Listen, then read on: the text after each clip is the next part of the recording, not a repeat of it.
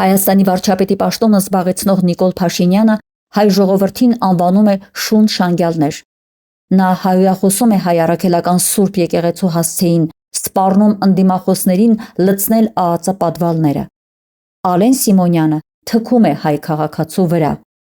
Ավինյան Տիգրանի հայրը համբալներ է անվանում մեքենաների վարորդներին։ Ալեն Սիմոնյանի մայրը մատների շարժումով հայոյանք է ուղում երթով անցնող ժողովրդին ու ընդդիմադիրներին։ ՔՊ-ական պատգամավոր Արուսյակ Ջուլհակյանը Փաշինյանի ոճով ծաղրում է կրծքով կերակրող մորը Գոհար Ղումաշյանին, ում վրա իշխանությունը փորձեց գործ կարել 12 ժամ կտրելով իր զավակից։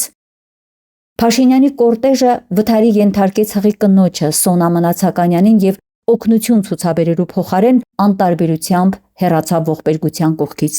Երիտասարդ կինը մահացավ դեռ չծնված երեխայի հետ ու առ այսօր կատարված այս ողբերգության պատասխանատուն չի ենթարկվել պատասխանատվության։ Փաշինյանի անվտանգության աշխատակիցը Սուրբ Աննա եկեղեցում այնպես հարվածեց պատարագի մասնակից անչափահաս տղային Դավիթ Մինասյանին, որ նա ստացավ ուղեղի ցնցում, տրավմա։ Հարվածողին կալանավորելու փոխարեն Փաշինյանի հրահանգով կալանավորեցին անչափահաս տղային։ Փաշինյանի ու նրա փոքրիկ խմբակի բերած այս ողբերգությունների ցանկը կարելի է անվերջ շարունակել,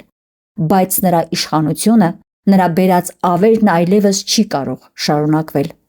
Հունիսի 7-ը այս մահաբեր իշխանությանը հեռացնելու, մեր հայրենիքը թուրքական խամաճիկներից ազատագրելու օրն է։